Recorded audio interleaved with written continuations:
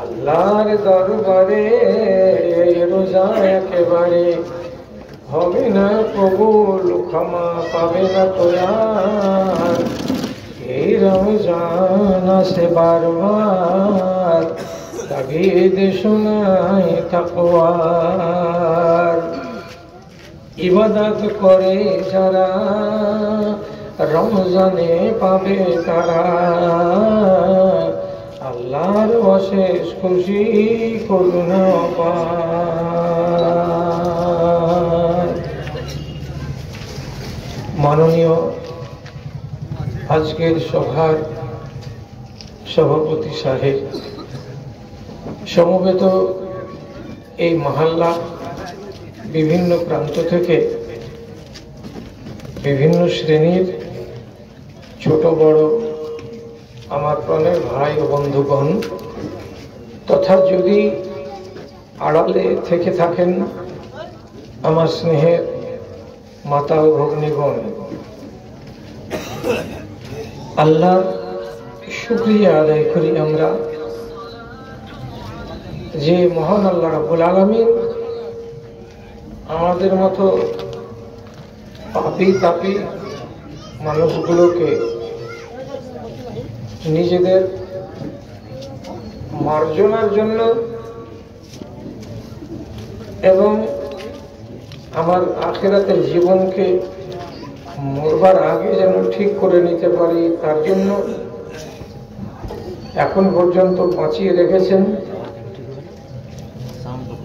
এবং আমাদেরকে রমজান পালনের মাধ্যমে তার নৈকট্য লাভের একটা সুন্দর সুযোগ এনে দিয়েছেন। বন্ধুরা, রমজান সম্পর্কে অনেক কথা জানার আছে, শেখার আছে। কিছু কথা শেখা হলো, কিছু কথা আর হয়তো আমার থেকে শুনবেন, সেখান থেকে শিখবেন। 12টি মাস, আরবি মাস, এই যে নামগুলো মুহররম, সফর, রবিউল আউয়াল, রবিউল সানি, এই করে চলতে চলতে 12খানা মাস যে নাম আছে, তার 9 নম্বর মাস হচ্ছে রমজান। এই মাসগুলোর নাম আরবরা তাদের নিজেদের সিজন অনুযায়ী রেখেছিল। ওদের নিজের এটা বিবেকসম্মত এবং তাদের নিজের ইচ্ছা মতো তৈরি করার নাম। রমজানকে রমজান কেন বলা হলো, এটা একটা জানার জিনিস। এবং রমজান মাসটাকে তারা রোজার মাসের সঙ্গে কেন জুড়ল, তাহলে জেনে রাখতে হবে রমজ শব্দটার মানে হচ্ছে জ্বালিয়ে দেওয়া, পুড়িয়ে দেওয়া, ছাই করে দেওয়া, বিলীন করে দেওয়া। যখন তারা এই রমজান মাসের রোজাকে পেয়েছিল, তখনকার সিজনটা ছিল অত্যন্ত খরা প্রবণ এবং গরমের কাল। আর আপনি তো জানেন যে আরব দেশের মাটিতে যখন গ্রীষ্মকাল আসে তখন কতটা তাপ হয়। আমরা ভারতবর্ষের মাটিতে যখন আমাদের 37 ডিগ্রি সেলসিয়াস তাপমাত্রা হচ্ছে, তখন আমরা হাঁস হাঁস হচ্ছে, সহ্য করতে পারি না গরমকে। অথচ তাদের দেশে 40 পার করে যায় তাপমাত্রা। আর এই কঠিন গরমের দিনে ভাগটা পড়েছে কার? রমজান মাসের। রমজান যখন পড়লো এই সময়টাতে ভাগে, তো মাসের সাথে আপনি মিলিয়ে দেখেন আর পরিবেশের সাথে আপনি মিলিয়ে দেখেন, জ্বালিয়ে দেওয়া, পুড়িয়ে দেওয়া, ছাই করে দেওয়া। এর মানে কি যে এই মৌসুমে মাঠে ময়দানে যত ছোট ছোট গাছ থাকে, লতা থাকে, পাতা থাকে, এগুলো সব জড়ো জড়ো হয়ে যায়, শুকিয়ে যায়, মরে যায়, এমনকি মাঠ সাফ হয়ে যায়। তাহলে রমজানের সাথে সম্পর্ক কি? রমজানের সাথে সম্পর্ক হলো এই, যেমন এই মাসটি দেশের মাটি থেকে লতা পাতা, ছোট ছোট গাছ গাছড়াকে জ্বালিয়ে পুড়িয়ে সব শেষ করে দেয়, মাঠকে পরিষ্কার করে দেয়, তেমনি এই মাসের রোজাকে যদি নিষ্ঠার সাথে একজন মানুষ পালন করে, তাহলে তার সকল প্রকার পাপ, অনাচার, অবিচার, জুলুম, বর্বরতা, চুরি, ডাকাতি, রাহাজানি, ছিনতাই, যত রকমের পাপ আছে, সমস্ত রকমের পাপ থেকে যেমন জ্বালিয়ে পুড়িয়ে একটা জিনিসকে পরিষ্কার করা হয়, তেমনি ওই বান্দাকে যেন জ্বালিয়ে পুড়িয়ে পরিষ্কার করে দেয় এই মাসের রোজা। তার জন্য এর নাম এলো রমজান। পরবর্তীকালে আল্লাহ রাব্বুল আলামিন এই নামটাকে কোরআন মাজিদে উল্লেখ করে দিলেন। দেওয়ার পরে এই মাসটার এবার কি হয়ে গেল, 4 চাঁদ লেগে গেল মাসটার নামে, যে রাখলো ওরা। আবার কোরআন মাজিদে আল্লাহ রাব্বুল আলামিন তার নাম দিলেন, দিয়ে বলছেন শাহরু রমাযান আল্লাযী উনজিলা ফীহিল কুরআন। যখন কোরআনের ভাষাতে রমজান শব্দ চলে এলো, তখন রমজানের ফজিলত ত্রিগুণ চতুর্গুণ বেড়ে গেল। এবার খেয়াল করেন, এই মাসটা নবম মাস, এর ফজিলত কত, যে রাসূলুল্লাহ যখন এই মাসটা আসতেন, তখন এই মাসটাকে ওয়েলকাম করবার জন্য, তাকে স্বাগতম জানাবার জন্য মিম্বারে খাড়ো হতেন। আর খাড়ো হওয়ার পর আনন্দ চিত্তে, প্রফুল্ল চিত্তে সাহাবীদের দিকে তাকিয়ে তিনি বলতেন, আইয়ুহান নাস قد أتاكم شهر عظيم وشهر مبارك। ও লোকেরা, তোমাদের সামনে একটা মহান মাস চলে এসেছে, তোমাদের সামনে একটা পবিত্র মাস এসে হাজির হয়েছে। পরের কথাটা থাক 5 মিনিট, গোড়াতে ভাষাটা কি বলছেন নবীজি? তোমাদের সামনে একটা মাস এসে গেছে, যে মাসটার নাম কি দিলেন রাসূল? রমজান তো নাম পেয়েছি কোরআনের কাছ থেকে, কিন্তু তিনি আবার কি বলছেন? শাহরুন মুবারাকুন ওয়া শাহরুন আযীমুন। এক বিশাল মাস তোমাদের সামনে এসে গেছে। বিশাল কেন? এটা থেকে 32 দিন হয় মাসে? তা তো নয়। এই মাসে কি সূর্যটা আমাদের সামনে 16 ঘন্টা থাকে? তাও তো নয়। তাহলে কি বিশাল কেন বলা হলো? বিশাল কথাটাকে যদি নিয়ে আজকে আলোচনা করতে যাই, তাহলে একটু দরকার আছে আপনাদের শেখা, আপনাদের জানা। যেটা জানেন সেটা আল্লাহর রহমতে ভালো জেনে রেখেছেন, যেটা জানেন না সেটাকে জানেন, আর জানার পরে নিজেকে সমৃদ্ধ করেন। তাহলে আজিম কেন হলো? একটা আমি আপনাদের বলি, আপনারা যখন ইমাম সাহেবদের কাছ থেকে খুতবা শুনেন তখন শুনেছেন, আর নিজেরা যারা কোরআন তেলাওয়াত করেন তারাও জানেন। একটা আয়াত পড়ছি, খেয়াল আসছে কিনা? আল্লাহ তাআলা বলছেন সুহুফি ইব্রাহিম ওয়া মূসা। এর মানে কি? আমি কিতাব দিয়েছিলাম ইব্রাহিম আলাইহিস সালামকে, আমি কিতাব দিয়েছিলাম মুসা আলাইহিস সালামকে, আমি কিতাব দিয়েছিলাম দাউদ আলাইহিস সালামকে, আমি কিতাব দিয়েছিলাম ঈসা আলাইহিস সালামকে, আমি কিতাব দিয়েছিলাম আসমান থেকে আখিরি নবী মুহাম্মদুর রাসূলুল্লাহ সাল্লাল্লাহু আলাইহি ওয়াসাল্লামকে। তাহলে এতটি নবীর কথা পেলাম যে তারা কিতাব প্রাপ্ত হয়েছেন। মুসনাদে আহমদের সহিহ হাদিসের ভিতরে পাওয়া যাচ্ছে, আল্লাহ পাকের নবী বলেছেন যে ইব্রাহিম আলাইহিস সালাতু ওয়াস সালামকে যে কম, এটা খুব বিশাল মোটা কিতাব ছিল না, এটা চুটি কিতাব, এটা পুস্তিকার মতো, এটাকে আল্লাহ তাআলা বলেছেন সাহিফা। ইব্রাহিম নবীকে যে সাহিফা আল্লাহ রাব্বুল আলামিন দিয়েছিলেন, সেটা আসমান থেকে নাজিল হয়েছিল রমজান মাসের প্রথম দিন গিয়ে রাতে। খেয়াল করলেন কথা? তাহলে প্রথম রমজানের দিন নাজিল হচ্ছে কোনটা? ইব্রাহিম নবীর সাহিফা বা কিতাব। তারপর এটা আপনাকে শিখতে হবে যে এরপরে হযরতে মুসা আলাইহিস সালাতু ওয়াস সালামের উপরে নাজিল হলো তাওরাত। তিনি তাওরাত পেলেন কবে?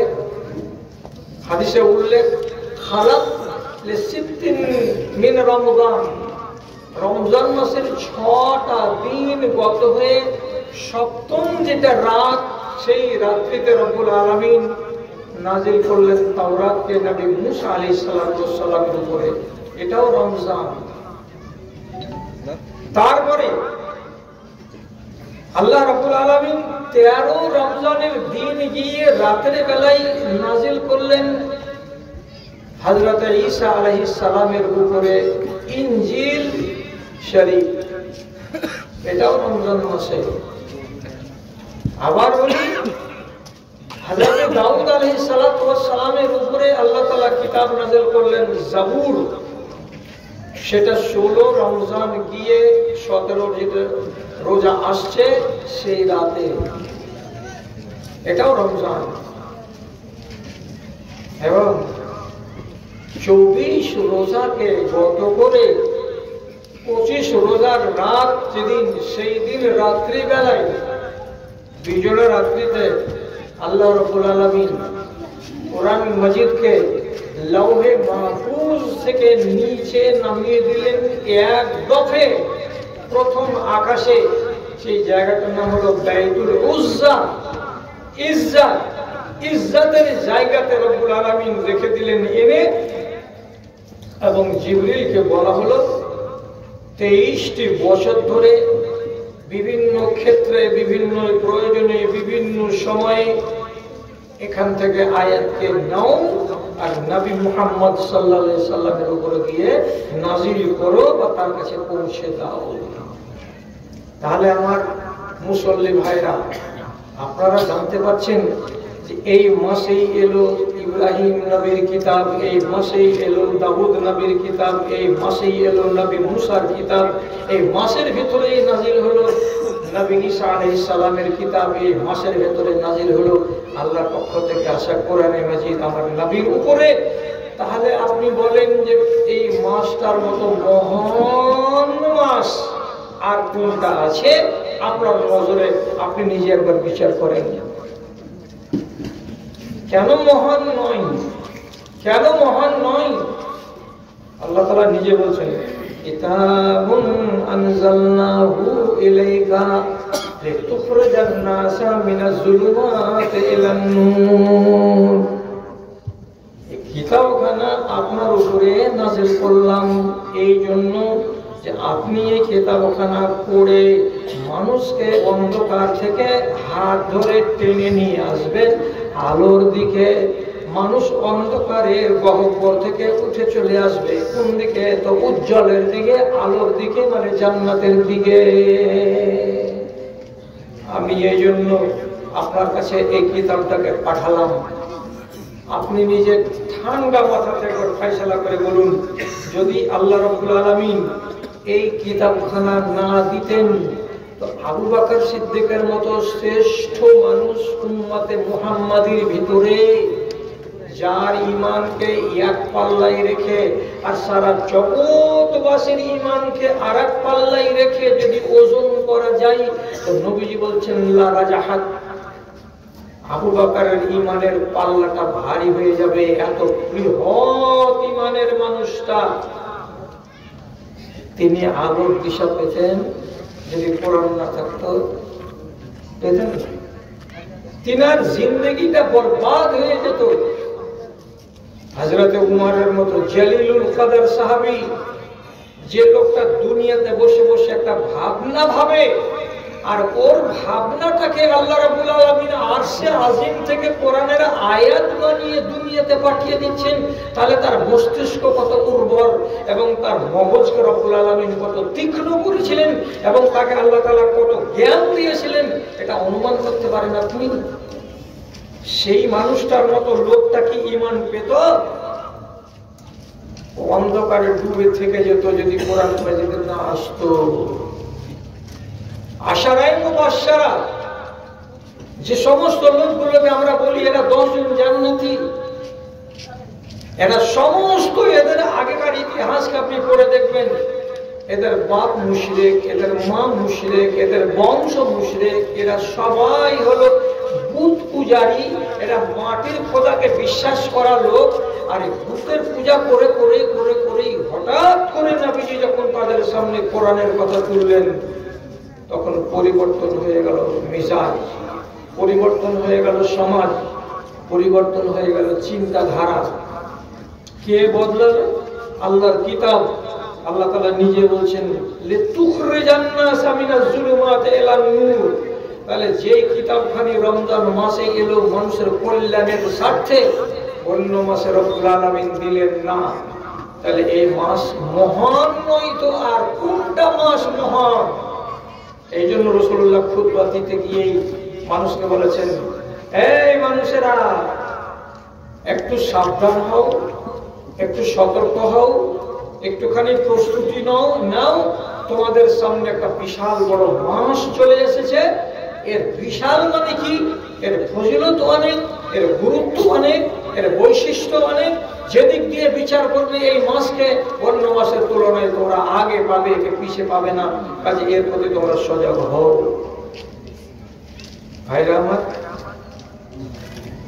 অনেক বৈশিষ্ট্য, তার ভেতরে একটা বৈশিষ্ট্য আপনাকে বলি, খেয়াল করবেন। আল্লাহ রাব্বুল আলামিন নাই বলছেন ইন্না আমালা বানি আদম, বানি আদমের আমল আপনি যেটাই করবেন, টাকা পয়সা দান করলেন, 2 রাকাত নামাজ পড়লেন, কোনো মিসকিনকে কোনো খেতে দিলেন, কিছু করলেন, যে ধরনের একটা ভালো কাজ করেন, তো নবী বলছেন ওকে সওয়াব দেওয়া হয়। কতটি দেওয়া হয়? মিন আশরি আমসালিহা ইলা 700 যায়ফিন। 10 দেওয়া হয়, কাউকে 10 থেকে বাড়িয়ে 100 দেওয়া হয়, কাউকে আবার 200 দেওয়া হয়, কাউকে ওই নেক কাজটার ফজিলত বা সওয়াব 600 দেওয়া হয়। এমনকি দিতে দিতে 700 পর্যন্ত তাকে দেওয়া হয়। একটা নেকি করলাম, 10 থেকে পেতে পেতে পেতে পেতে আমার ইখলাস, আমার পবিত্রতা, আমার নিয়ত, বিভিন্ন গুণের ভিত্তিতে ওই সওয়াবটা 10 থেকে 700 পর্যন্ত যেতে পারে। ঠিক তেমনি হওয়া উচিত। আমি একটা রোজা রাখলাম, তো আল্লাহ তাআলা আমাকে একটা রোজার সওয়াব 700 পর্যন্ত দিবেন, এটা তো নিয়ম হয়ে গেল। কিন্তু রব্বুল আলামিন বলছেন, আল্লাহ নবীকে বলছেন কি, ইল্লা সাওম। ও লোকেরা সাদকার সওয়াবটাকে 10 থেকে 700 করো, নামাজের সওয়াবটাকে 10 থেকে 700 করো, সত্য কথা বলার সওয়াবকে 10 থেকে 700 করো, কাউকে মিথ্যা অপবাদ না দেওয়ার নেকিটাকে 10 থেকে 700 করো। ঠিক আছে, কিন্তু রোজাটাকে তোমরা এমন হিসাব করিও না, ইল্লা সাওম, রোজাকে অঙ্কের ভেতরে রাখিও না। কেউ যদি রোজা করে তো তাহলে তাকে 10 থেকে 700 নেকি দেওয়া যাবে, এটা কথা নয়। কত হবে আল্লাহ? রোজাটাকে ছেড়ে দাও, তোমরা হিসাবের ভেতরে আনিও না। তো কি করতে হবে তাহলে? এটা আমরা তো শুনবো, জানতে চাইবো, যদি তার সওয়াব কত। আল্লাহ তাআলা বলেন ফাইন্নাহু লি ওয়া আনা আজজি বিহি। রোজাটা হলো একমাত্র আমার জন্য, রোজাটা হলো একমাত্র আমার জন্য। সুতরাং আমি জানি আমার বান্দার রোজার সওয়াব কত দিতে হবে, 700 দিতে হবে না 7000 দিতে হবে না 7 লক্ষ দিতে হবে, ওটা আমার উপরে ছেড়ে দাও, আমি বুঝে নেব। আল্লাহ রোজার বেলাতে আল্লাহ তাআলা কি বলছেন, এটা আমার নমস্কার আল্লাহর নয়। তখন কেন আল্লাহ তাআলা বললেন না যে এটা আমার? সাদাকার পার তো আল্লাহ, আল্লাহ কেন দাবি করছেন না যে এটা আমার? সবই আল্লাহ, কিন্তু খাস করে রোজাকে বলছেন এটা আমার। একটা বুঝাবার একটি মাত্র উদ্দেশ্য হলো এই রোজার ফজিলত এর মোকাবেলা করা সম্ভব নয়, এবং এর ভেতরে এমন একটা বৈশিষ্ট্য আছে যে বৈশিষ্ট্যটা অন্য ইবাদতের ভেতরে নাই। এই জন্য আল্লাহ তাআলা বলছেন খুশি হয়ে যে এটা আমার। আচ্ছা আমার উপরে ছেড়ে দাও, আমি কত বরকত দেব। অনেক কারণের ভেতরে একটা কারণ বলছি, রব্বুল আলামিন রুজি দাতা, রুজি দেন, কিন্তু তিনি কি জীবনে কোনো রুজি গ্রহণ করেন না? উনি কি জীবনে কোনোদিন বিরিয়ানি, ফ্রাইড রাইস, মাংস ভাত, এই সেই আবি ঝাবি যতগুলো আমরা খাই, রব্বুল আলামিন তো সাপ্লাই দেন উপর দিক থেকে। তিনি হলেন রাজ্জাক, কিন্তু তিনি কি নিজে গ্রহণ করেন? তো করেন না। তাহলে আল্লাহর চরিত্র কি? এখন দুটা চরিত্র বলছি, আজকে মাত্র দুটো বলছি, খেয়াল করেন এদিকে। আপনারা রোজ করছেন কিন্তু তরজমা জানেন না। লা তাখুযুহু সিনাতুন ওয়ালা নাওম, আল্লাহ তাআলাকে জীবনে কোনোদিন ঘুম আসে না। আল্লাহ রাব্বুল আলামিন জীবনে কোনোদিন তাকে ঢুলন আসে না। একটা ঢুলে যাওয়া আর একটা ঘুমিয়ে যাওয়া। ঢুলে পড়া মানে কি? বসে বসে এমনি করে একটু করে চোখ লেগে গেলে মানুষ কি করে? ঝুঁকে। আল্লাহকে এটাও হয় না। এবং আমি যেমন লম্বা পা করে ঘুমিয়ে যাই, অঘোর ঘুমে জ্ঞান থাকে না, অঘোর নিদ্রাতে যখন আমি লুটিয়ে পড়ি তখন আমি পরম সুখে সুখী হই, সে ঘুম আল্লাহ রাব্বুল আলামিনকে আসে না। দুটো সিফাত আল্লাহর চরিত্র, দুটো। আর একটা চরিত্র আল্লাহ তাআলা শিখে রাখেন, রব্বুল আলামিন জীবনে কোনোদিন আহার করেন না। আল্লাহ পানাহার নেই, আল্লাহ তাআলা পানি পান করেন না, আল্লাহ রাব্বুল আলামিন কোনো খানা পানি সেবন করেন না। তাহলে আল্লাহর একটা বিশেষ বৈশিষ্ট্য যে তিনি রুজি গ্রহণ করেন না। এবার আপনার রোজাটাকে কেন বললেন এটা আমার? টাকা। আপনি রাত 4:35 খানা বন্ধ করেছেন, পানি খেয়ে নিয়েছেন, নেওয়ার পরে পানি বন্ধ করে দিয়েছেন, দিয়ে কি সংকল্প করলেন? ইনশাআল্লাহ সূর্য ওঠা থেকে শুরু করে জোহর পর্যন্ত, জোহর থেকে নিয়ে আসর পর্যন্ত, আসরের পর থেকে নিয়ে 5:45 পর্যন্ত এর লম্বা সময়ের ভেতরে আমি পানি পান করব না, আমি খানা গ্রহণ করব না। না খেয়ে থাকবেন বলে আপনি সংকল্প করলেন। না খেয়ে থাকা কার স্বভাব? 5 মিনিট আগে বললাম, আল্লাহর স্বভাব। আল্লাহ তো অনাদি অনন্তকাল থেকে এই চরিত্রের উপরে বিদ্যমান। উনি রুজি গ্রহণ করেন না, উনি খানা খান না। আমি আল্লাহ রাব্বুল আলামিনের ওই সিফাতটাকে ধারণ করতে গেলাম, আমিও খাবো না, আমিও পানি পান করবো না। আমার মতো দুর্বল মানুষ, আমার মতো একটা জাইফ মানুষ, আমার মতো একটা কমজোর মানুষ এই চ্যালেঞ্জকে গ্রহণ করে নিয়ে কতক্ষণ চলতে পারবো? যখন 13 ঘন্টা হলো তখন আমার 12টা বেজে গেল। আমি তখন হাঁপিয়ে উঠলাম, আর পারি না, রোজা লেগে গেছে, আর চলতে পারি না, আর উঠতে পারি না, এই উমুক আর তুমুক নানান কথা বলে শেষের বেলা কি করলাম? 5:45 যখন হলো তখন আল্লাহ রুজিকের সামনে পেয়ে বিসমিল্লাহ বলে মুখে দিলাম, ইফতার করলাম। রব্বুল আলামিন বলছেন, রে খেপারা, তোরা আমার একটা সুন্দর চরিত্রকে ধারণ করার চেষ্টা করছিলি, না খেয়ে থাকা, কিন্তু তোরা পারলি না। কেন যে তোরা কমজোর। আমি কোরআনে বলেছি খোলাকাল ইনসানু দাঈফা, আমি মানুষকে তৈরি করেছি একেবারে দুর্বল করে। তো তোর মতো এই দুর্বল মানুষটা যখন আমাকে 12 ঘন্টা 13 ঘন্টা না খেয়ে দেখিয়ে দিলি, আমার স্বভাবের খানিকটা তোদের ভেতরে ধারণ করার ক্ষমতা দেখতে পেলাম, তার জন্য আমি খুশি হয়ে তোদের উপরে সন্তুষ্ট হয়ে আমি আজ তোদেরকে সার্টিফিকেট দিয়ে বলছি রোজা আমার, এই রোজা আমার। অতএব এর বদলা যা দিতে হবে আমাকেই দিতে হবে। আমি জানি আমি আল্লাহ, আমি কাকে কতটা দেবো আর আমি কাকে কতটা দেবো না। তোমাদেরকে এখানে এই অঙ্ক ফলাতে হবে না। তাহলে ফজিলত কত এই মাসে? আবার বলি আপনাকে একটা কথা মাথায় রাখেন, হাদিস বড় দামি দামি হাদিস, যেগুলো প্রসিদ্ধ হাদিস আমাদের সামনে আছে সেগুলো হলো 6খানা।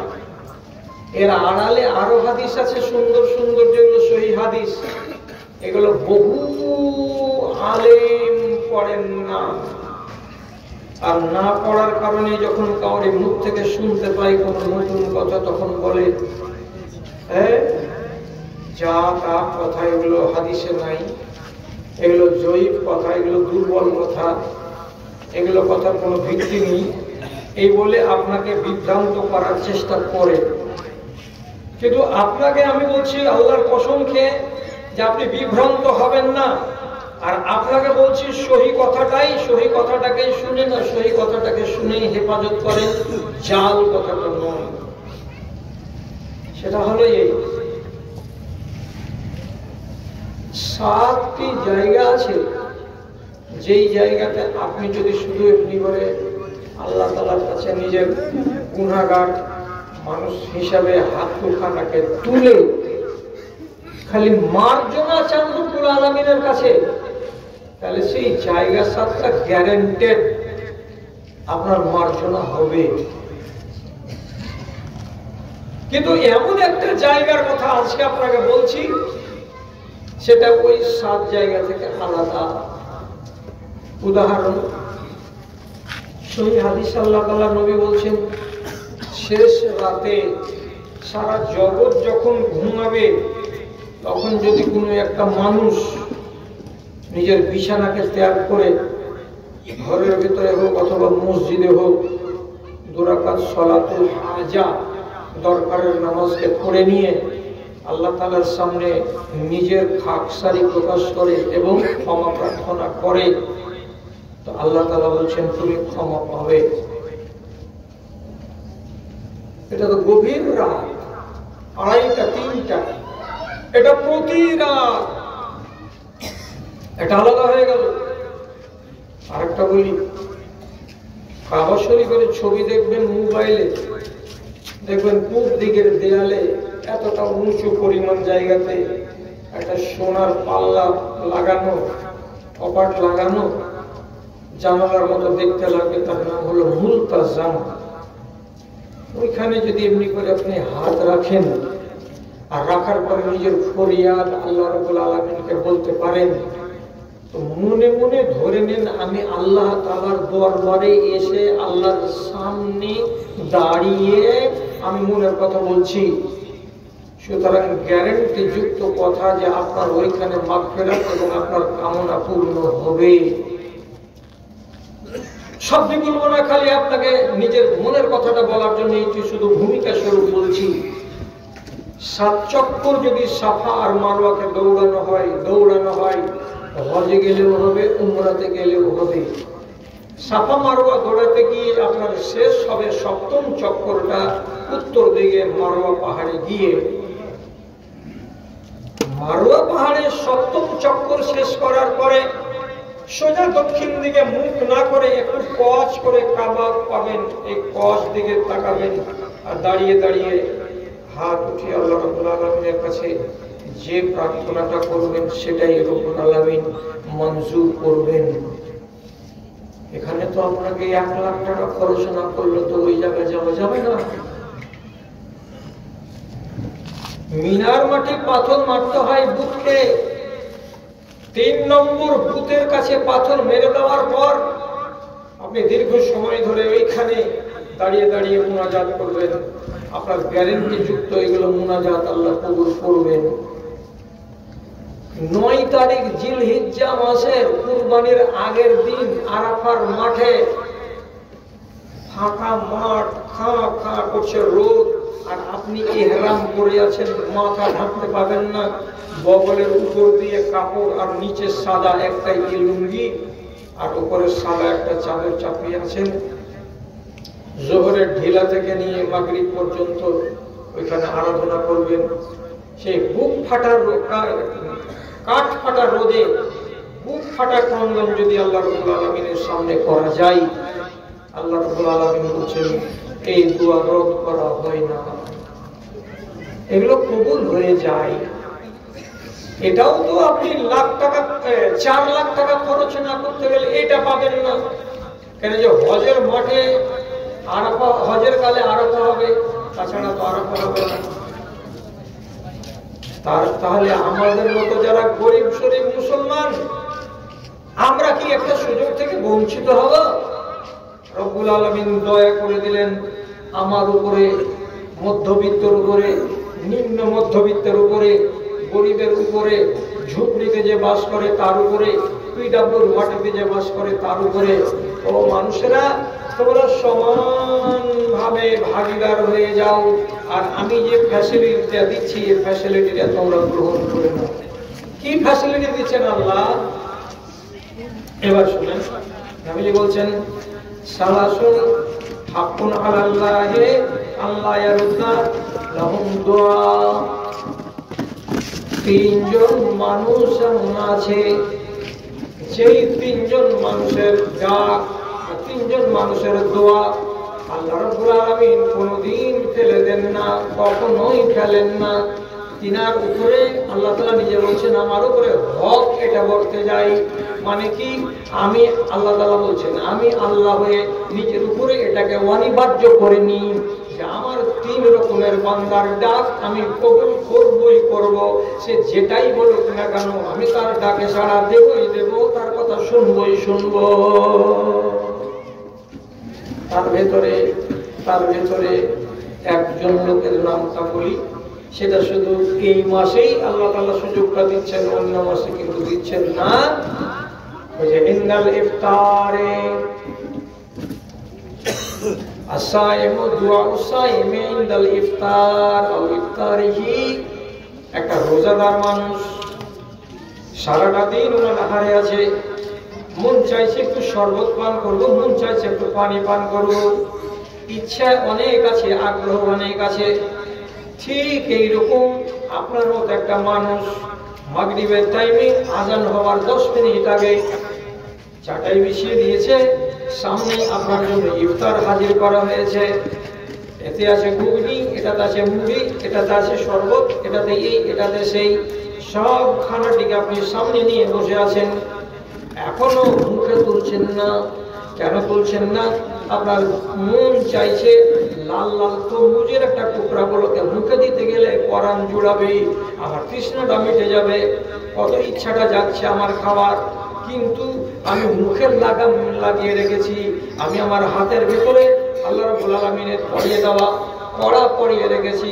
না বান্দা, ততক্ষণ পর্যন্ত এটাকে হাত লাগানো যাবে না এবং এটাকে মুখে তুলানো যাবে না যতক্ষণ পর্যন্ত সূর্যটা না ডুবে যায়। আপনি ওই 10টা মিনিট সময় কি করে কাটাবেন?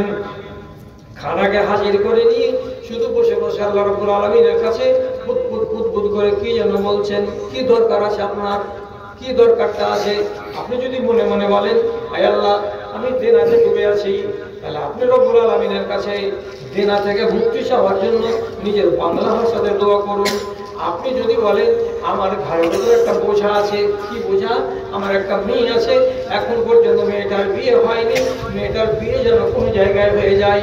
আপনি আল্লাহ রাব্বুল আলামিনকে নিজের ভাষাতে বলুন, নিজের ভাষায় নিজের কথাগুলোকে একটা একটা করে ইফতারের আগে এখানে বলতে থাকুন। আল্লাহ রাব্বুল আলামিন এই বলছেন 3 জন মানুষের দোয়াকে রব্বুল আলামিন নিজের উপরে অনিবার্য করে নিন, যা আমাকে কবুল করতেই হবে। তার ভেতরে ওই একটা লোক ইফতারকে সামনে নিয়ে বসে বসে যে দোয়া করে, তার দোয়াকে কোনোদিন ফেলে দেওয়া হয় না। কত তাহলে এই মাসটার ভেতরে আল্লাহ রাব্বুল আলামিন ফজিলত রেখেছেন গো। এই জন্য রাসূলুল্লাহ একবার নাম দিচ্ছেন কি, এটা মহান মাস। আর একবার আল্লাহ রাব্বুল আলামিন বলছেন, আল্লাহ তাআলা বলছেন কি, এটা মোবারক মাস।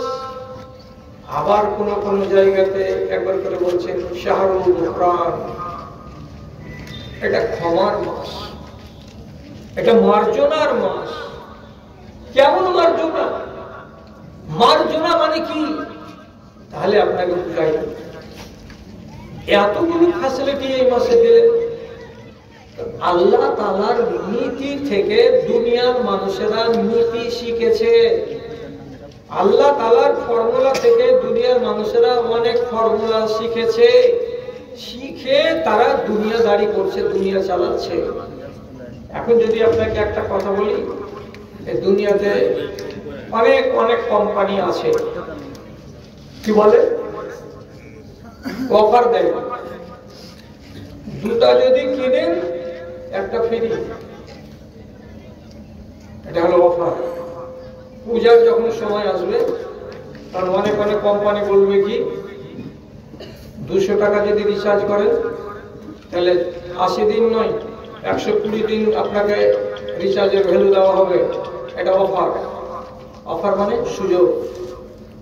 এটা সব সময় হয় না, গুরুত্বপূর্ণ টাইমে কোনো না কোনো বিশেষ বিশেষ সময়ে এই অফার গুলোকে দেওয়া হয়। আল্লাহ রাব্বুল আলামিন যেগুলো অফার দিয়েছেন তার বান্দাদেরকে, এই অফারটা সব মাসের জন্য নয়, এই অফারটা শুধু রমজান মাসের জন্য। এই জন্য এই মাসের ভেতরে এতগুলো এতগুলো এতগুলো ফজিলত আর এতগুলো গুণগান রব্বুল আলামিন করে রেখেছেন এবং তার নাম করে রেখেছেন। আচ্ছা, ক্ষমা প্রার্থনার মাস এটাকে বলা হলো, এটার মানে কি? অন্য মাসে কি আল্লাহ তাআলা ক্ষমা করেন না? করি। এই মাসটার নাম ক্ষমার মাস কেন বলা হলো?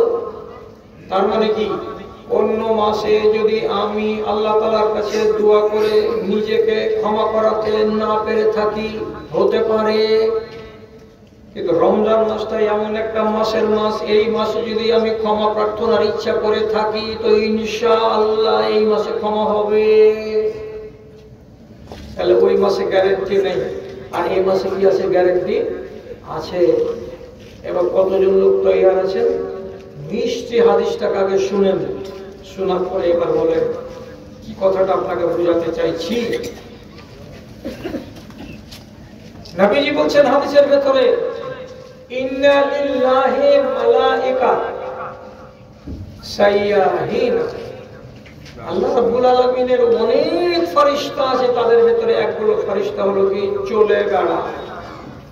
ওরা স্থির নেই, রোডে রোডে রোডে রোডে, রাস্তা রাস্তা, মাঠ মাঠ, এই শহর ওই শহর, ওই গ্রাম ওই জেলা জেলা জেলা, সব চলে বেড়াচ্ছে, সারা সারা দিন চলে বেড়াচ্ছে। আল্লাহ একটা দুটা ফেরেশতা নেই, দল দল হয়ে এগুলো ফেরেশতা চলে বেড়াচ্ছে সারা সারা রাত। কি জন্য চলে বেড়াচ্ছ গা? হাদিস বলছে, ইয়াবহাসুনা আন মাজালিসিজ যিকরে, ওরা রাস্তা দিয়ে চলে, চলতে চলতে ডানে তাকায় বামে তাকায়, কোন জায়গাতে একটা আলোচনার মজলিস পাওয়া যায় কিনা, কোন জায়গাতে একটা জিকিরের মজলিস পাওয়া যায় কিনা। জিকির মানে কি? যেখানে কোরআনের কথা হয়। জিকির মানে কি? যেখানে আল্লাহ এবং আল্লাহর রাসূলের আলোচনা হয়। ওই জায়গাতে এমন কিছু লোক আছে যারা সেই আলোচনায় অংশগ্রহণ করেছে। সেই জিকিরের মজলিস কোথায় বসেছে তারা খুঁজে বেড়ায়, খুঁজছে। একদল ফেরেশতা খুঁজতে খুঁজতে হঠাৎ করে দেখছে, 300-400 জন লোক এদিকে বসে আছে। ঈশার নামাজ পড়ার পরে আবার কি দেখা যায়, মেন রাস্তা ছেড়ে দিয়ে যদি ডান দিকে চেপে দেখছে তো আয় না। একজন আরেকজনকে খবর দিয়ে বলছে, ওয়াজাতে না মা আরাতে না, আরে যা খুঁজছিলাম পেয়ে গেছি, এদিকে এসো, পেয়ে গেছি। কি পেয়েছ? চাষি গ্রামের মধ্যে পাড়াতে একটা আলোচনার মজলিস চলছে, জিকিরের মজলিস চলছে, এটাই তো খুঁজছি আমরা সবাই মিলে। এসে এসে এসে এসে এসে এসে সব বসে গেল। তারপরে কতজন হলো? আল্লাহ রাব্বুল আলামিনের নাম বলছে, কতজন এলো, একজন আর একজনের উপরে, আর একজন আর একজনের উপরে, আর একজন আর একজনের উপরে, এই করে তারা বসতে বসতে বসতে বসতে বসতে বসতে আসমানের এবং জমিনের মধ্যবর্তী ফাঁকা জায়গাটাকে তারা ফিল আপ করে দেয়। এবার আলোচনা চলছে চলছে চলছে, হঠাৎ করে এক ফেরেশতা আল্লাহ রাব্বুল আলামিনের কাছে হাজির হয়। রব্বুল আলামিন বলেন, কোথায় গেছিলে তুমি বা তোমরা? বলছে, রব্বুল আলামিন, আমরা পাকুড় জেলার অমুক এলাকায় যাচ্ছিলাম, একটা জিকিরের মজলিসে বসলাম, ওখানে বসার পরে অনেক কথা শুনলাম, অনেক কথা জানলাম। কি জানলে তোমরা? বলছে, ওইখানে ওই লোকগুলো তোমার জাহান্নামের আগুন থেকে বাঁচার জন্য তদবির করছে, আমাদেরকে যেন জাহান্নামের আগুন টাচ না করে, এটা ওরা মনে মনে চাইছে। আল্লাহ তাআলা তো সবই জানেন, তবুও আমাকে আর আপনাকে তাসাল্লি দেওয়ার জন্য জিজ্ঞেস করে বলছেন, আচ্ছা ওরা কি জাহান্নাম দেখেছে? না, ওরা জাহান্নাম দেখেনি, জাহান্নামের বর্ণনা শুনেছে, তাতেই তারা এতটা নিজেদের ভেতরে ভয় পেয়ে আছে যে ওরা মাঝে মাঝে বলছে, পরওয়ারদিগার, জাহান্নামের আগুন যেন আমাদেরকে কাজ না করে। তারপরে আবার আল্লাহ তাআলা বলছেন, আচ্ছা ওরা আর কি বলছিল? ফেরেশতা আবার বলছেন, ওরা মাঝে মাঝে এরা জিকিরের মধ্যে মধ্যেই তোমার কাছে জান্নাত কামনা করছে, আল্লাহ মরার পরে তুমি আমাদেরকে জান্নাত নসিব করিও। এরা জান্নাতের ভাগীদার, জান্নাতের আশা নিয়ে তারা বসে আছে। আল্লাহ বলছেন, ওরা জান্নাত দেখেছে কি? কেমন জিনিসটা? জান্নাত সম্বন্ধে ওদের জ্ঞান গরিমা আছে? জান্নাত তো দেখেনি মালিক, কিন্তু তার বর্ণনাগুলো শুনেছে আলেম ওলামার মুখ থেকে, এই জন্য তারা আগ্রহী হয়ে চাইছে। রব্বুল আলামিন বলছেন, আহারে, এইরকম মজলিস থেকে তোমরা আসলা, আর ওখানকার সবকটি লোক আগুন থেকে বাঁচতে চাইছে আর জান্নাত আমার কাছে কামনা করছে, আমি আল্লাহ কি করব?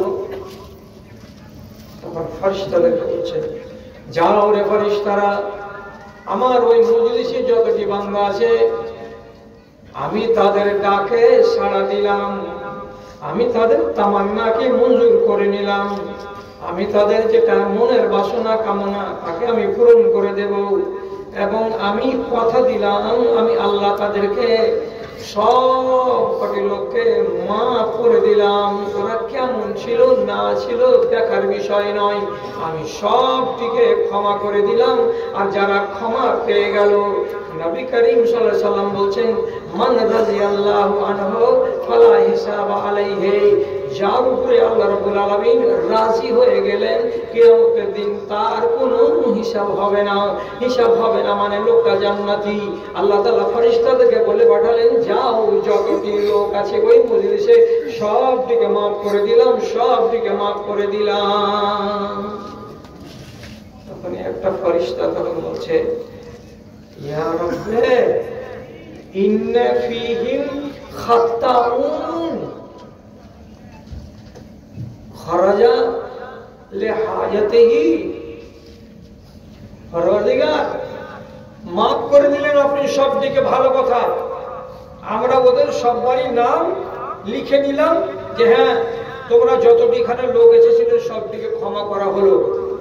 কিন্তু একটা কথা বলবো আপনাকে, ওই মজলিসের ভিতরে কিন্তু একটা লোক আছে, অন্য কাজে বেরিয়েছিল, ও কিন্তু এই জিকিরের মজলিসে বসার উদ্দেশ্যে বের হয়নি, ও আলাদা নিজের কাজে বেরিয়েছিল। চলতে গিয়ে তখন বলছে, এতটি লোক যখন বসে আছে তখন 10 মিনিট বসে দেখি কি হয়।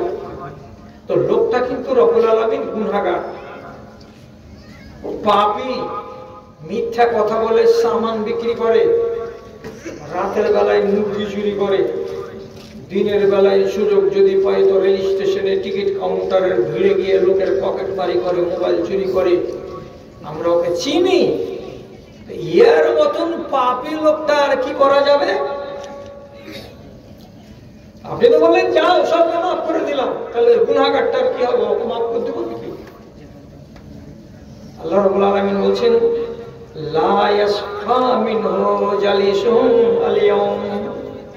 এরা আমার ফেরেশতারা, আমাকে মাফ করতে টাইম লাগে না, আমি শুধু বাহানা চাই, আমি একটা ওসিলা চাই।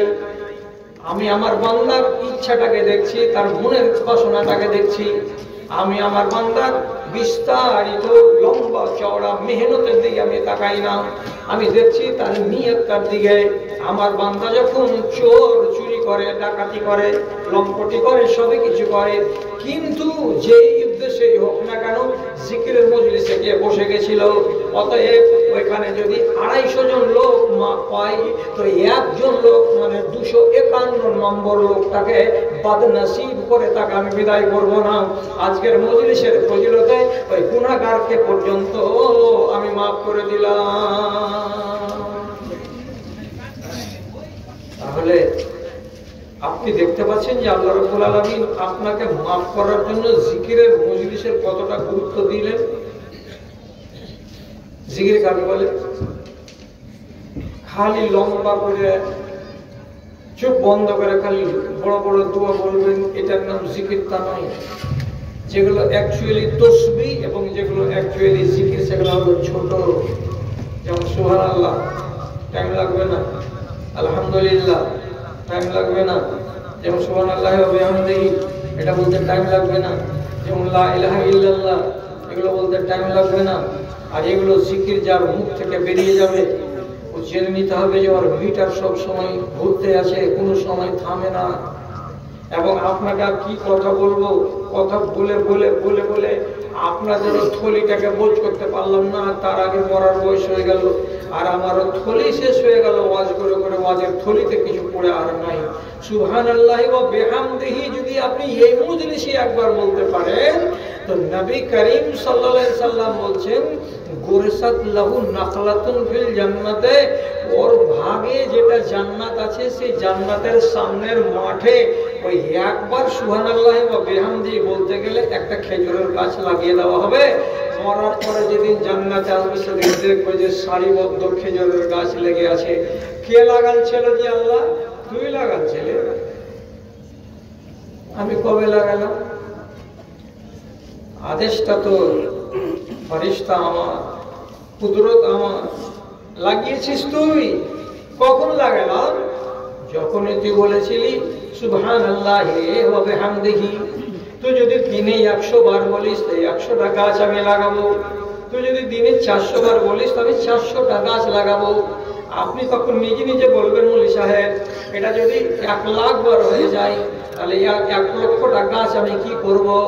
আপনি কি করবেন? হায় রে পাগল ইনসান, আপনাকে এই দুনিয়ার 10টা দুনিয়ার সমান জান্নাত দেওয়া হবে। এত বিশাল বড় এলাকা, কত বড় এলাকা! এই দুনিয়াটা 10 গুণ বড় দুনিয়া। আপনার নামে শুধু একটা জান্নাতের নামে বরাদ্দ হবে। এবার বলেন, আপনি দুনিয়ার কতটি অংশতে গাছ লাগাতে পেরেছেন? অঙ্ক করেন বসে বসে। আমি একটা হুঁশিয়ার তা নই, এ লোকগুলো এরা শুধু হুঁশিয়ার তা নয়, আপনারা হুঁশিয়ার। এখানে বসে করুন, ঝাড়খণ্ডে এত বড় প্রদেশ, কতটি গাছ লাগাচ্ছেন? ঝাড়খণ্ড বোঝ হবে?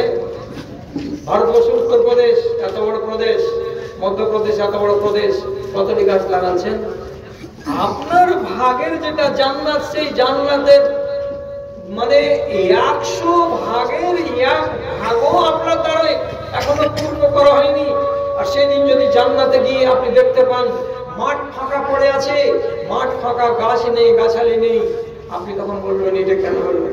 বান্দা, তুই যদি একটু চেষ্টা করতে এই মাঠটা ভর্তি হয়ে থাকতো গাছের, খালি সবগুলো নারিকেলের গাছ নয়, এগুলো ডিজাইনের গাছ আছে, ফল ধরে না, আর দেখতে কত সুন্দর লাগে। বড় বড় পার্কে দেখেছেন কত রকমের গাছ, নারিকেল কোয়ালিটির গাছ, কত রকমের গাছ আছে।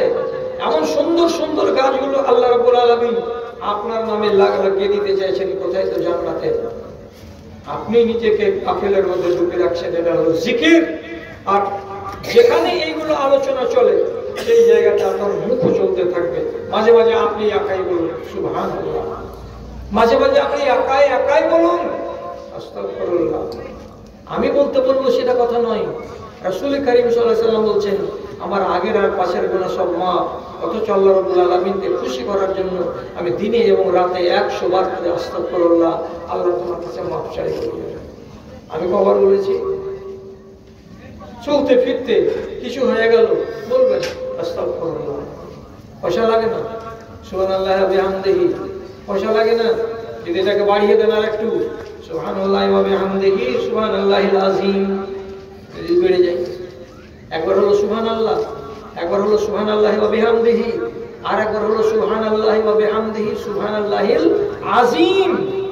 3 রকম বললাম আপনার সামনে, আর 3টাই সহিহ রিওয়ায়াত। যদি এই কথাটা আপনি বলতে পারেন, তামলাউল মিজান, দাড়ি পাল্লার আনাজ আর কানাজকে সমস্তকে কানাই কানাই ভরে দিবে। এটা এমন একটা বাক্য, বলতে গেলে সোজা, পাল্লাতে ভারী, আর আল্লাহ রাব্বুল আলামিনকে অত্যন্ত প্রিয়, অত্যন্ত প্রিয়। এগুলো সহিহ হাদিস। তাহলে যাক, এদিকে আমি ঘুরে আসি। রমজান মাসের মাহাত্ম্য আলোচনা করতে গিয়ে আপনাকে এই কথাটি বললাম। আবার আরেকটা কথা বলছি। এবার কি, যখন রমজান মাস দুনিয়াতে চলে আসে, আল্লাহ রাব্বুল আলামিন একগুলো ফেরেশতাকে এলাকা ভাগ করে দেন। এই তোমাকে দিলাম ঝাড়খণ্ডের পাকুড় জেলা, তোমরা কজন আছো? এই টিমের ভেতরে যাও, তোমরা 100 জন। তোমাদের এই জেলার ভিতরে ভিতরে ঘুরতে হবে। দায়িত্ব কি আছে? এই একটা দায়িত্ব। কি দায়িত্বটা? ভালো করে দেখেন। ওই ফেরেশতার কাজ হলো আঞ্জিনা গ্রামে ঢুকবে, আর ঢোকার পরে গ্রামের মাথাতে এসে আওয়াজ দিবে। আপনি কিন্তু ফেরেশতার আওয়াজ শুনতে পাবেন না। এগুলোকে যদি ঈমান থাকে তাহলে ঈমান দিয়ে বিশ্বাস করতে হবে, আর ঈমান যদি না থাকে তাহলে আপনার খালি শোনাই হবে। আরো বলছি, হুবহু এরকম হাদিস। তা কি? যেমনি আজান পড়বে, যে কোনো মসজিদে আজান পড়ে যেতে গেলে ফেরেশতাকে ডিউটি দেওয়া আছে। এই মাথা থেকে শুরু করবে, ওই টোলা পর্যন্ত যাবে, আর একটাই কথা বলবে, ইয়া বানি আদম কুমু ইলা নিরানিকুমুল্লাতী আওকাতুমুহা ফাতহুহা বিসসালাতি। তখন ওইটা ফেরেশতা কি করবে? আপনাকে নামাজের জন্য ডাকবে, আর ভাষাটা বলবে কি, মাঠে আগুন জ্বালিয়েছো তাকবীরে, ওই আগুন যদি নিভাতে চাও আল্লাহর মসজিদে এসো, মুয়াজ্জিন আজান দিয়েছে। এখানে বলবে, এখানে বলবে, এখানে বলবে, শেষ। যে গেল গেল, আগুন নিভালো, যে গেল না গেল না, আগুন জ্বললো। মাঠে আগুন নিভালো মানে, জ্বালালো মানে, হাটে গেছো মিথ্যা কথা বলে সামান বিক্রি করেছো, কপালে আগুন জ্বালিয়েছো। কোর্টে গেছো, নকল দলিলে সই করেছো, বাপ জমিকে অন্য নামে করে দিচ্ছে, তুমি হয়ে গেলে সাক্ষী, হারামি কাজে সাক্ষী হয়েছো, কপালে আগুন জ্বালিয়েছো। আগুন নিভাবে তো কোথায়? তো মসজিদ। মাঠের আগুন নিভাবে কোথায়? তো মসজিদে। এসো নামাজে। কথাটা বলে দিল, আল্লাহর ফেরেশতা চলে গেল। আমরা কারা কারা শুনতে পাই, কারা কারা পাই না? এক বাক্যের উত্তর, আমরা আল্লাহর ফেরেশতার কথাটাকে বিশ্বাস করি, আমরা শুনতে পাই না। আবার একটা হাদিস, এটাই কি, ওই যে মাঠের গ্রামের মুখে এসে আওয়াজ দিয়ে বলছে, কি বলছে? ইয়া বাগিয়াল খায়রি আকবিল ওয়া ইয়া বাগিয়াশ শাররি আকসির ওয়ালিল্লাহি উতকাউ মিনান নার। কি বলছে ফেরেশতাটা? ওরে, সারা বছর ধরে মঙ্গলের সন্ধানকারী, নেকির সন্ধানকারীরা, যারা সারা বছর নেকি খুঁজে বেড়াও, কল্যাণ খুঁজে বেড়াও, কামিয়াবি কিসে হবে সেটা খুঁজে বেড়াও, তাদেরকে বলছি আকসের, তোমরা এই কাজটাকে বাড়িয়ে দাও। নামাজ কেন পড়ছিলে? আল্লাহর সন্তুষ্টি, ভালো পাবো, মঙ্গল পাবো, নামাজ বাড়িয়ে দাও। টাকা খরচ করছিলে, আল্লাহর সন্তুষ্টি পাবো, টাকা খরচ করা বাড়িয়ে দাও। তুমি সেবা শুশ্রূষা করছিলে জনগণের, কিসের জন্য?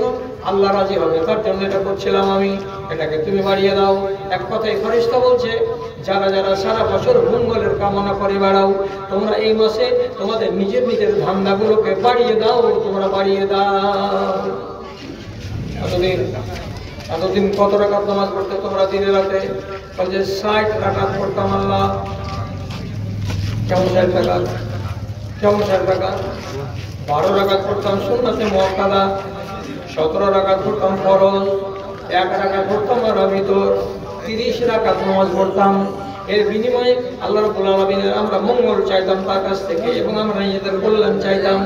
আল্লাহর ফেরেশতা কি বলছে? এটাকে বাড়িয়ে দাও, বাড়িয়ে দাও, তোমরা বাড়িয়ে দাও, লাভ বেশি আছে। কেমন করে বাড়ালাম? এই মাসে আমরা কি করলাম? এবার 8 রাকাত বাড়িয়ে দিলাম তারাবির নামাজে, আর 3 রাকাত একের জায়গায় 2 বাড়িয়ে দিলাম। এটা কি? সেটা বেতরের নামাজে। তার মানে আমি নেক কাজে আমি নিজেকে একটু বাড়িয়ে দিলাম। বাড়াবো কেন? বাড়াবো লুট চলছে, আল্লাহর পক্ষ থেকে লুট চলছে। লুটে নাও, লুটে নাও, যত লুট আছে লুটে নাও। বস্তা আনো, ভর্তি করো, সওয়াব কামাই করো। এখন কোনো গণনা নেই, কোনো হিসাব নেই, কোনো কিতাব নেই। ভর্তি করো, ভর্তি করো। এই মাস সুযোগের মাস চলে যাচ্ছে।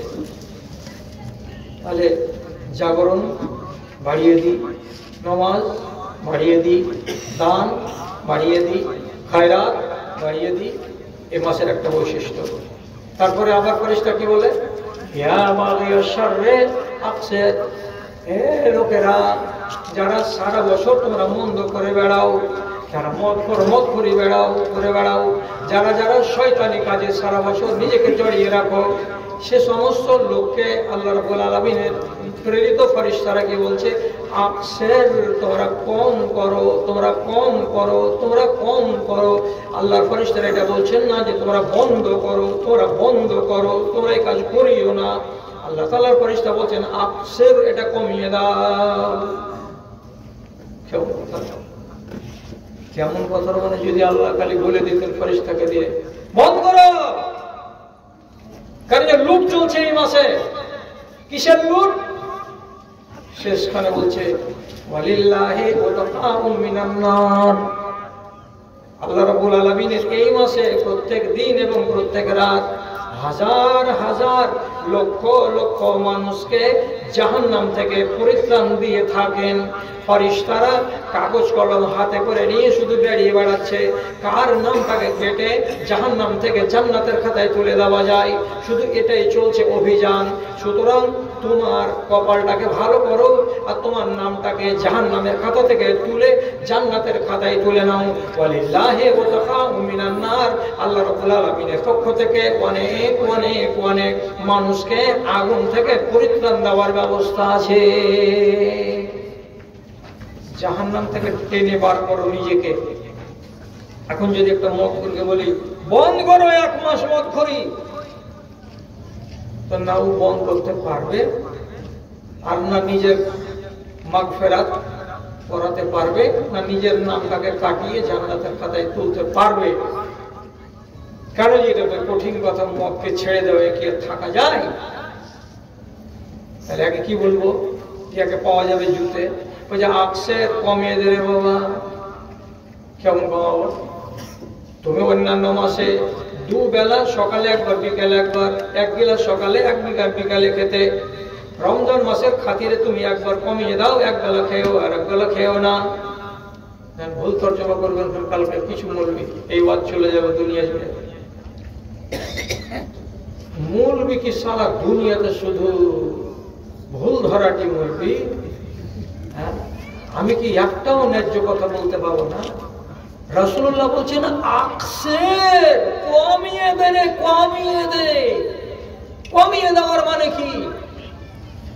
300 মিলিগ্রাম করে খাচ্ছিলি, ওটাকে কমিয়ে 200 মিলিগ্রাম কর। সিগারেট কতটি খাচ্ছিলি সারাদিনে? এটা 2 প্যাকেট, 1 প্যাকেট করে দে, কমিয়ে দে। কেন কমাবো? সম্পূর্ণ কেন আল্লাহ রাব্বুল আলামিন ছাড়তে বললেন না? তার ফেরেশতাকে দিয়ে যে রে খেপা, তোর দ্বারা সম্ভব নয়। আমাদের এলাকায় একটা গ্রাম আছে, নাম নিলে তো গোলমাল লেগে যাবে। তো সারাদিন সর্দারের বাড়ি কাজ করবে আর মাগরিবের পরে 5 হাত ধুয়ে মসজিদে ঘুমাবে। একটা জোন ছিল, লেবার ছিল, ওরা হলো খোট্টা শ্রেণী। ওই সম্প্রদায়টাকে কি বলে? খোট্টা। আপনারা চিনেন না ওরা? कहाँ गया था मैं का घर कहाँ है, मैं तो बोलिस है कहीं है, এগুলো হলো ওদের ভাষা। তো বলছে বাবা এই এশারের নামাজ পড়েছ?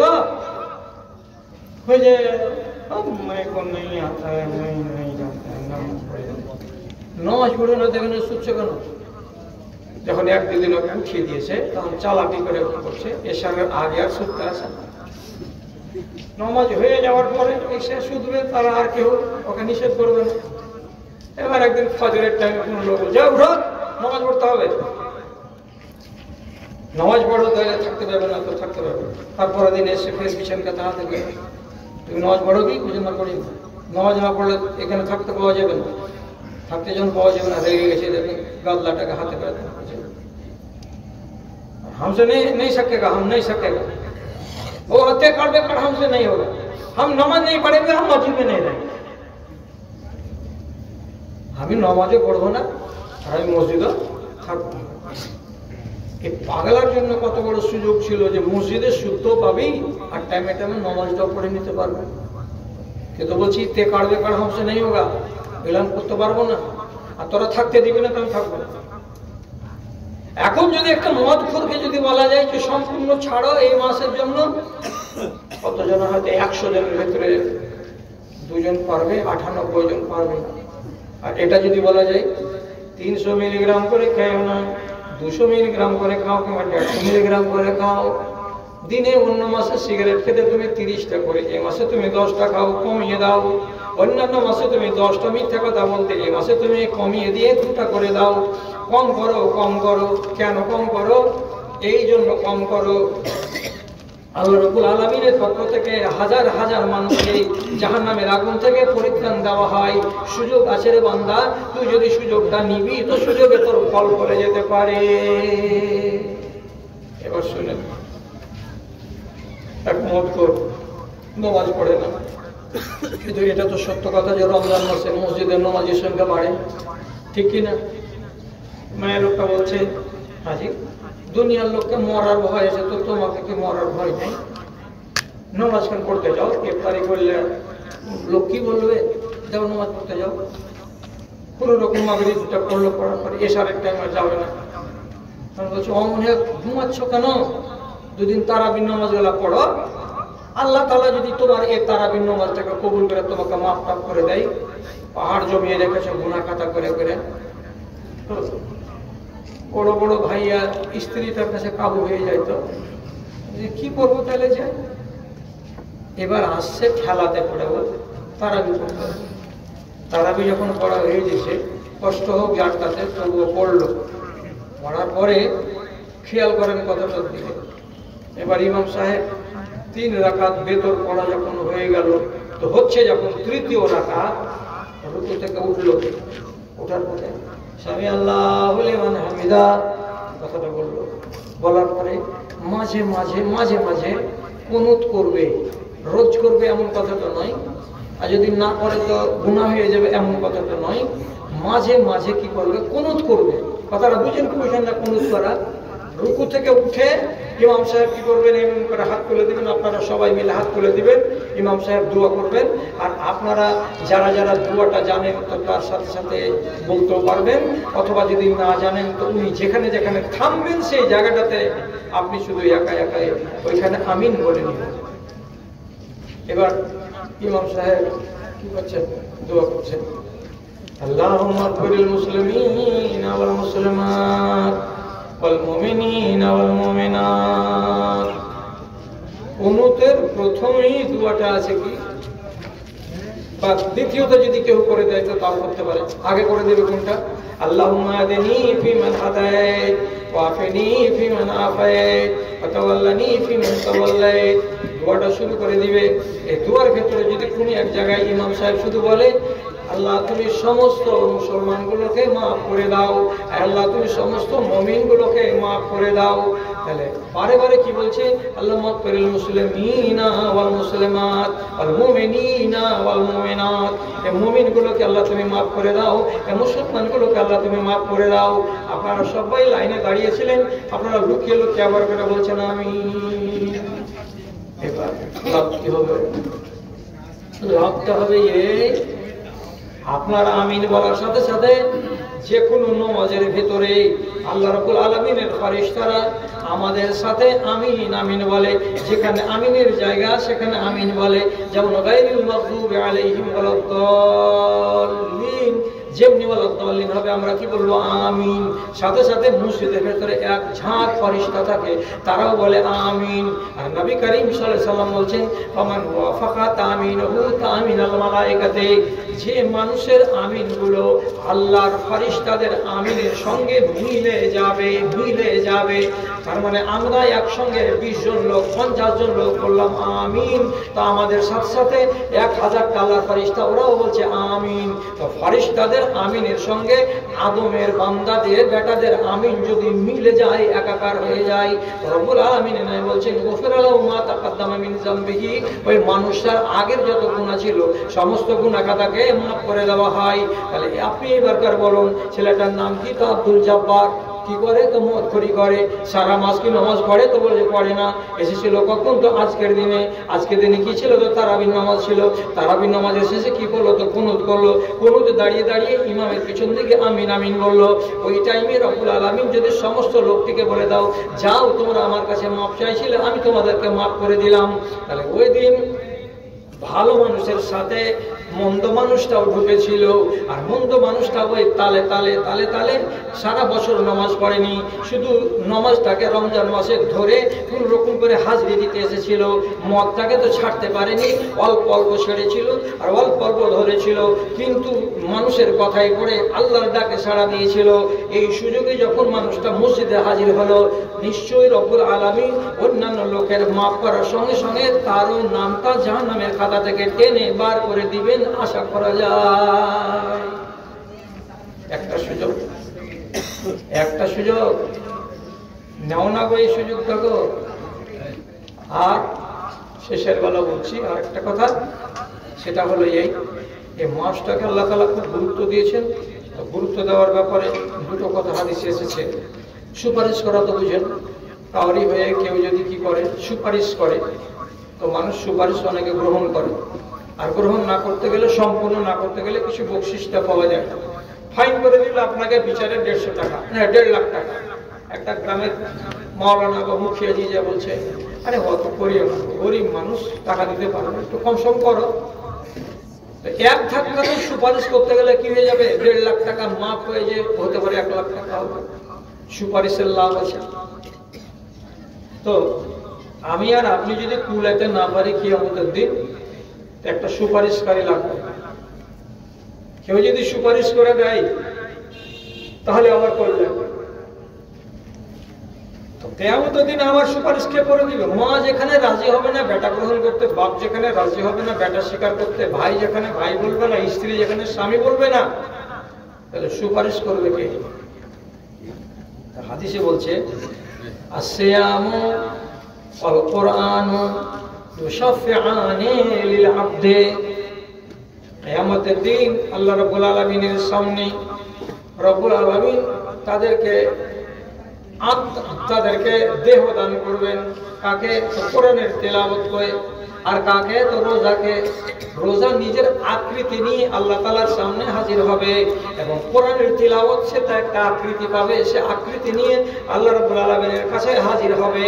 আর যাওয়ার পরে রোজা প্রথমে দাঁড়িয়ে বলবে, ইন্নী মানাতুহু তুআমা ওয়াশ শাহওয়াতা ফিন নাহার।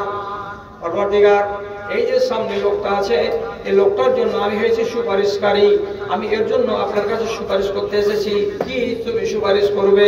তো বলছে, আমি এই লোকটাকে রুকে রেখেছিলাম, মুখে লাগাম দিয়ে রেখেছিলাম, তার হাতটাকে আমি বারণ করে রেখেছিলাম।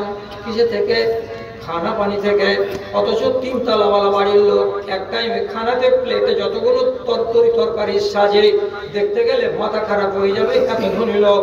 তথাপি তার হাতখানা তরকারির দিকে যায়নি, তার মুখে কোনো শাকসবজি বা কোনো মাংস টাংস যায়নি। কেন যায়নি?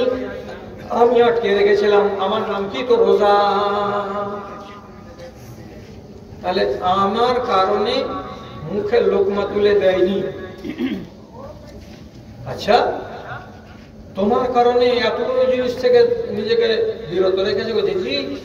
আবার আরেকটা কথা বলছে, হে পরওয়ারদিগার, স্ত্রী নিজের কার কাছে প্রিয় নয়? সবার কাছে সবার স্ত্রী হলো প্রিয়। বিশেষ করে যারা নতুন বিয়ে শাদী করেছে, যারা যৌবন কালে আছে, তারা নিজের যৌবনে নিজের স্ত্রীটাকে সবসময় নিজের কাছে রাখতে চায়, নিজের পাশে রাখতে চায়। এমন একটা যুবক ছেলে যৌবন কালে রমজান মাসে দিনের বেলায় বিশ্রাম করছে জোহরের নামাজের পরে, তাহলে জোহরের নামাজের পরে মিয়া আর বিবি যদি এক জায়গায় থাকে, তাহলে চিন্তা করে বলবেন, ভাবনা চিন্তা করে বলবেন, তাদের স্বামী এবং স্ত্রীর মিলনের ভেতরে কোনো বাধা নাই। বাধা কিসে থাকে? স্ত্রীকে যদি মাসিক থাকে তাহলে বাধা থাকে, তাছাড়া তো কোনো বাধা নাই। ইচ্ছা করলে সে নিজের স্ত্রীর কাছে গমন করতে পারে।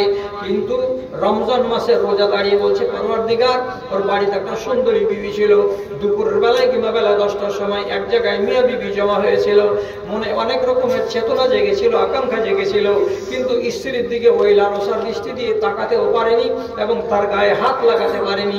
কেন পারেনি? যখনই হাত লাগাতে গেছে আবার মনের ভেতরে খেয়াল হয়েছে, ওরে আমি রোজাদার, আমি যদি আমার স্ত্রীকে ব্যবহার করি তাহলে আমার রোজাটা নষ্ট হয়ে যাবে, আমার রোজা বরবাদ হয়ে যাবে। আমি রোজাকে বাঁচাবার জন্য স্ত্রীকে ত্যাগ করে দিয়েছি দিনের বেলায়। তাহলে এই বান্দাটা তোমার দুটো বড় বড় কুরবানি দিয়েছে, এত বড় কুরবানি দেওয়া চারটিখানি কথা নয়। নিজের বিবি থেকে নিজেকে সংযমী করে দূরে রাখা এটা চালানা কথা নয়, এবং খানাকে সামনে পেয়ে তাকে বরণ না করা, তাকে গ্রহণ না করা, এটা চারটিখানি কথা নয়। পরওয়ারদিগার, আমি আটকে রেখেছিলাম, আমার সুপারিশ কবুল করবে না? আমি এ লোকটা কল্যাণ চাই। এর বলা শেষ হবে, কোরআনের তেলাওয়াত আবার খড় হয়ে যাবে। ইয়া রাব্বে ইন্নী মানাতুহু নাওমা ফিল লাইলে, হে পরওয়ারদিগার, আমি তোমার এই বান্দাকে রাতের বেলায় ঘুম যেতে দিইনি, তার চোখের ঘুমটাকে আমি বন্ধ করে রেখেছিলাম। কতক্ষণ রেখেছিলে রে বান্দা, কতক্ষণ রেখেছিলে রে আমার মাখলুক বলতো? বলছে 12টা পর্যন্ত ঘুমাতে দিইনি, রাত্রি 9টা পর্যন্ত তারাবির নামাজ পড়েছে, আর তারপরে বাড়ি গিয়ে কোরআন মাজিদ খুলে দিয়ে একটা করে তিলাওয়াত করেছে, আমাকে পড়েছে, আমাকে পড়ে সময় গত করেছে। তাহলে আমি তার চোখে নিদ আসতে দিইনি, আমার কারণে নিদ আসেনি। আমি যদি না পড়তাম তার মুখ দিয়ে, তাহলে পরে সে ঘুমিয়ে যেত। তাহলে মিষ্টি ঘুম থেকে বিরত রেখেছিল কে? তো আল্লাহর কোরআন। তো আমি যদি তার নিদকে কেড়ে নিয়ে থাকি আর আমার যদি তেলাওয়াত হয়ে থাকে, এটা তো তোমার কিতাব। তো তোমার কিতাবকে যে বান্দাটা জেগে জেগে তেলাওয়াত করেছে, আরাম হতে দেয়নি, আরাম তাকে হারাম করে রেখেছে, এই বান্দার জন্য আমি সুপারিশ করছি, আয় আল্লাহ, তোমার এই বান্দাকে তুমি একটা সুখের স্থান দান করো। রব্বুল আলামিন বলছেন, তোমাদের দুজনের সুপারিশ আমি খুশি মনে কবুল করে নিলাম। আমার বান্দার জন্য স্বর্গের উদ্যানে তার জায়গা তৈরি করে রেখেছি, আমার বান্দা সেখানে চলে যাবে আরামের সাথে, কোনো বাধা দেওয়া হবে না। এই জন্য যে কোনো মানুষকে রমজান মাসে কোরআন মাজিদ যারা পড়তে জানে, ফুরসাত না পেতে গেলেও এই মাসের খাতিরে তাকে কোরআন মাজিদ পড়তে হবে। এবং বড়রা বলতেন, আমাদের বাপ দাদারা কি, যে কোরআন মাজিদকে কমসে কম একবার খতম করবি রে, এই রোজার মাসে রে একবার খতম করিস। তাও কোরআন কবি আমাকে পড়েছিল যে আল্লাহ, আমি আপনাদের এখান থেকে শুধু জানার উদ্দেশ্যে বলছি, আজকে কয় রোজা আমাদের শেষ করে আমরা পড়লাম? 11 আজ থেকে শুরু হয়ে গেল, 11 শেষ, তো 12তে পড়লাম। তাহলে 12টা রোজা আমাদের, 11টা রোজা আমাদের কমপ্লিট হয়ে গেছে। তাহলে রাগঢাল করিয়েন না, হিসাব করে বলেন তো 11টা রোজাতে 11 পারা কোরআন মাজিদ কতজন লোকের হয়েছে? 11 পারা রোজা প্রতি 1 পারা কতটি লোক রয়েছে? নাই। কেমন কথা? कभी जिंदगी पे न की नजर, कटी उम्र सारी गुनाह में। कभी जिंदगी पे न की नजर, कटी उम्र सारी गुनाह में। ऐ खुदाए काबा तू पनाह दे, मैं खड़ा हूँ तेरी पनाह में। আচ্ছা, 1 পারা পড়া লোক আছে নেবে না কেউ? 2, 4, 5, 7। আচ্ছা, এইবার বলেন, আজাব হবে না? রাগ করেন না, আপনাদের আমি ঘরের মানুষ, কোন রকমের রাগঝাল করা করি নেই। সোজা সোজা ঝুট্টা কথা বললেন না। রমজান মাসে কতটি লোক কোরআন মাজিদ পড়তে জানেন না? হাত তোলেন তো। আপনি কোরআন পড়তে জানেন না, কোরআন পড়তে জানেন না, তাহলে 15টা হাত হলো। একটা কথা বলবো, আমরা যদি নেক নিয়ত থাকে 7 দিনে কোরআন মাজিদ মুখ দিয়ে উচ্চারণ হবে। কি বললাম? আপনার যদি শিখার ইচ্ছা থাকে 7 দিনে কোরআন মাজিদ পড়তে পারবেন। কোন একটা মৌলবীকে ধরেন, হ্যাঁ শিখার বগল করে যে আমি এই বুড়া দিবসে কোরআন শিখতে যাবো, জি কাউরি কাছে যেতে হবে না, লুকিয়ে ইমাম সাহেবের কাছে একটা ফর্মুলাকে মেনটেন করবেন, কোরআন মুখস্থ হয়ে যাবে। প্রথমে বর্ণ 29টা, আলিফ বা তা সা, এটাকে ঘরের কোনাতে এক লেখলাই শিখালেন, আলিফ বা তা সা এই করে শিখা হয়ে গেল যখন 29টা বর্ণকে, তারপরে 6টা কথা শিখতে হয়, তাহলে কোরআন খুলে যাবে।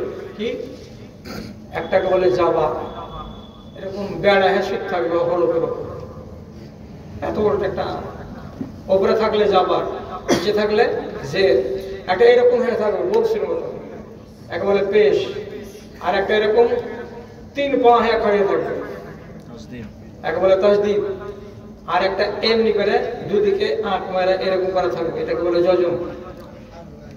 আর এগুলো একসাথে যদি 2টা থাকে তাকে বলে তানবিন। 6টা কথা।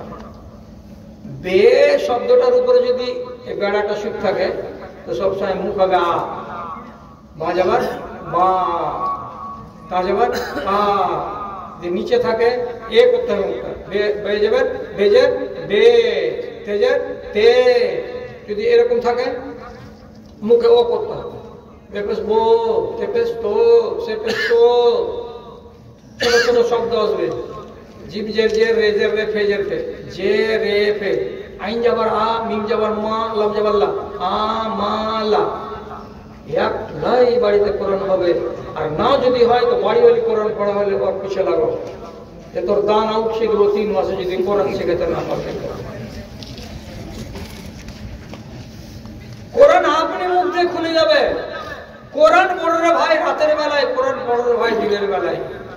হ্যাঁ কোরআন এত ফজিলতের জিনিস, আর রমজান মাস চলে যাচ্ছে, আপনি কোরআন মাজিদটাকে শেষ করতে পারবেন না, এটা তো বড় দুঃখের কথা।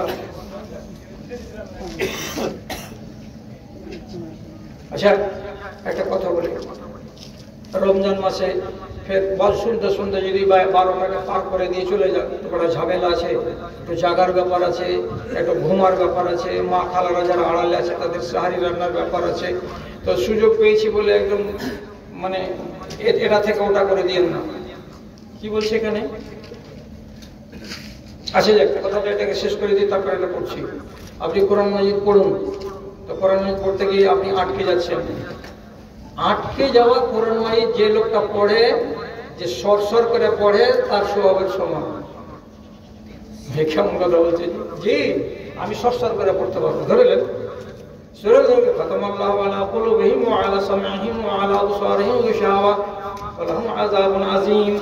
আবার মুখ চলছে, আপনার চলে না, কি করছেন?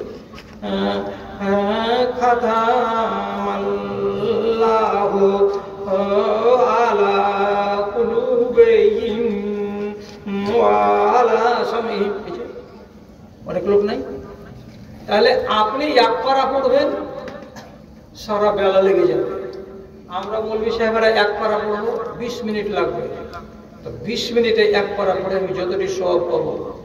রব্বুল আলামিন বলছেন কোরআন, যে মানুষটা কি করে কোরআন পড়তে গিয়ে খালি আটকে আটকে যাচ্ছে, কথা বলো পরিষ্কার হয়ে এক দফা বেরিয়ে আসছে না, থেমে থেমে থেমে থেমে থেমে থেমে পড়ছে, এই মানুষটা আমার সমান মোকাবেলা করবে সওয়াবে আল্লাহ তাআলার কাছে।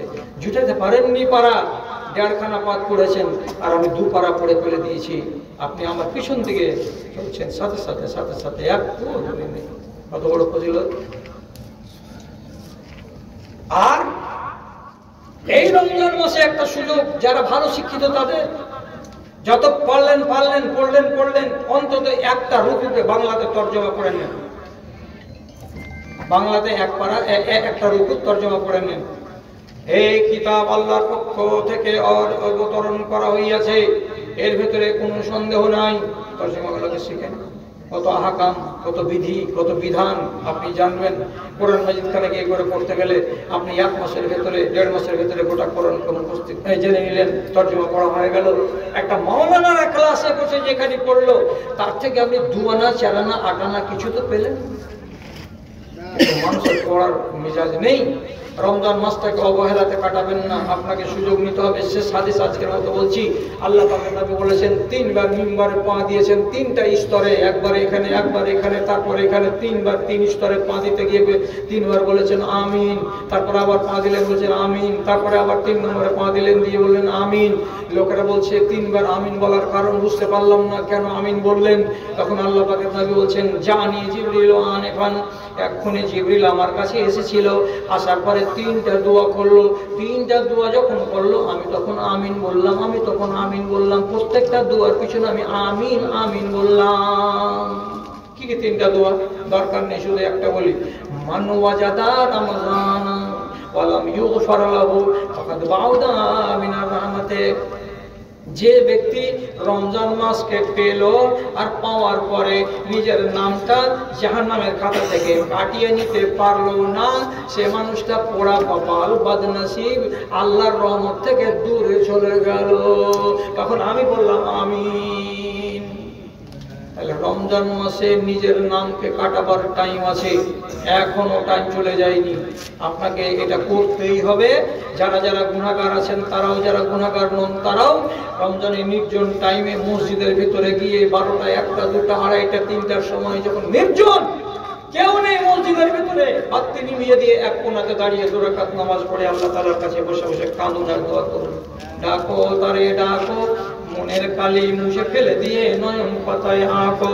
সূর্য যখন নামিবে পাটে, আধার আসবে ছেয়ে, বিশ্ব জগৎ অঘরে ঘুমাবে, তুমি থাকবে চেয়ে।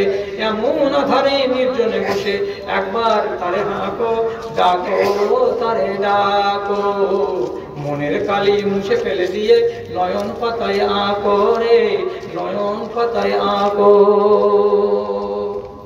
কথা অনেক আছে শোনার, কিন্তু ব্যাপারটা হলো যে 1 নম্বর কথা যে বয়স 65 বছর, 2 নম্বর কথা হলো 2টা অপারেশনের লোক, আর 3 নম্বর কথা হলো রমজান মাস বুদুড়ি লাট হয়ে আছে।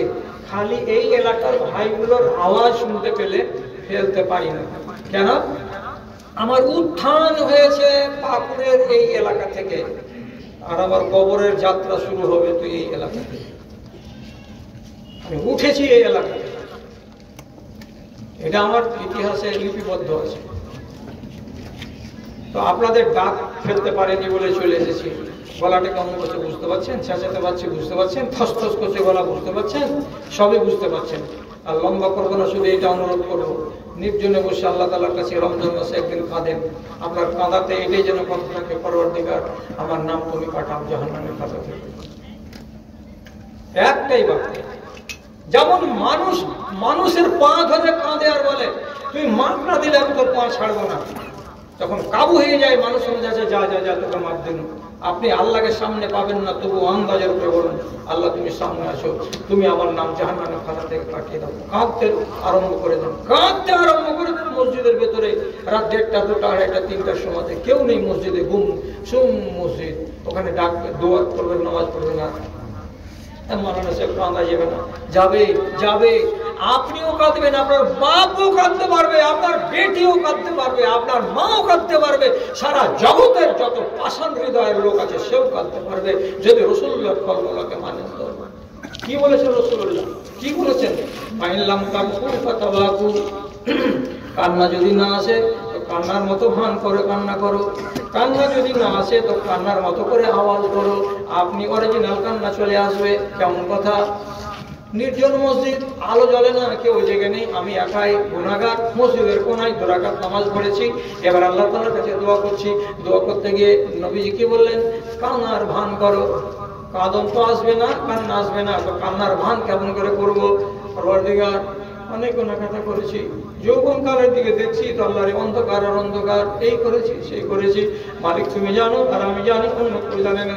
পরওয়ারদিগার এই গুনাহ যদি জমে থেকে যায় আল্লাহ জান্নাতের মুখ দেখতে পাবো না, মালিক তুমি আমাকে ক্ষমা করো, আল্লাহ তুমি আমাকে মাফ দাও, আল্লাহ তুমি আমাকে মাফ দাও, আল্লাহ তুমি আমাকে মাফ দাও। তোমার দরবার ছাড়া অন্য কোনো দরবার নেই মালিক। তুমি যদি হেদ করে হাঁকিয়ে দাও তো কার দরবারে আমি যাব? তুমি তো যারা কাঁদে তাদেরকে ভালোবাসো, যে পায়ে পড়ে তাদেরকে তুমি ভালোবাসো। আমি গুনাহগার আল্লাহ, আমার চাইতে অনেক বড় বড় গুনাহগারকে তুমি মাফ দিয়েছো। হ্যাঁ আল্লাহ, কত কত গুনাহগার দুনিয়াতে মাফ পেয়ে গেছে, তো আমি কেন মাফ পাবো না? আল্লাহ তুমি আমাকে মাফ দাও। আল্লাহ তোমাকে মাফ চাইছি। আর গুনগুন গুনগুন করে কান্নার ভান করে আর একা একা নিজে নিজে আওয়াজ করে 1টা মিনিট থেকে 1.5টা মিনিট, 1.5টা মিনিট থেকে 2টা মিনিট ভান করে করে যখন নির্জন অন্ধকারে এমনি করে আল্লাহ মাফ দাও করবেন। অরিজিনালি চোখের কোনা দিয়ে পচা পানি বেরিয়ে আসবে রে জালিম। জালিমের চোখের পানির কত দাম! রব্বুল আলামিন বলছেন, মা মিন মুমিনিন ইয়াখরুজু মিন আইনাইহি দুমুন ওয়া ইন কানা মিসলু রাসিজ যুবাব।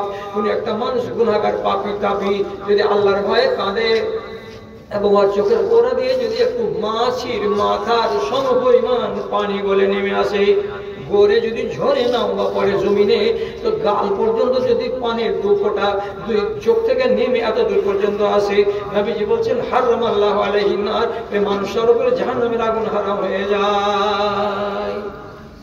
হলো মাফ হলো? মাফ না হলে জাহান্নামের আগুন হারাম হয়? হ্যাঁ, তাহলে রমজানের ভিতরে যদি 2 দিন করেন 4 দিন করেন 5 দিন করেন ছাড় আছে। কিন্তু আমি বলছি অনুরোধ করে 1 দিন তো করেন আপনি, 1 বছরের আপডেট হোক, তারপরে তখন পরে দেখা যাবে যে আগের বছর ফের আমি কি করব। সেদিন কি করবেন? যদি পারেন তারাবি সবকে পড়িয়ে 4 রাকাত পড়েন, 4 রাকাত থেকে যাবে, ভেতরটা থাকবে। এবার 1টা রাতে এলেন, মসজিদের কোনাতে গিয়ে তারাবিটি পড়ে নিলেন, ভেতরটা পড়ে নিলেন। আর নেওয়ার পরে এবার বসে আল্লাহ তাআলার সামনে দোয়া করতে থাকবেন। কেঁদে আল্লাহ পায়ে পড়ে দোয়া করেন। বাড়ি এসে সকালবেলায় মনে মনে যদি দেখেন অন্য দিন চাইতে আজকে আনন্দ বেশি লাগছে, অন্যান্য দিনের চাইতে আজকের দিনটা মনের ভিতরে প্রফুল্লতা বোধ করছি, তাহলে আপনাকে খুশি হতে হবে যে রব্বুল আলামিন আমাকে মার্জনা করেছেন। আর যদি মন ভারী হয়েই থাকে তাহলে আপনাকে আবার চেষ্টা করতে হবে। প্রফুল্ল মন হবে যদি আল্লাহর বকশিশ হয়ে যায় রাতের বেলায়। অনেক কথা শুনলেন, অনেক কথা থাকলো, হায়াত বাকি তো মোলাকাত বাকি। এটা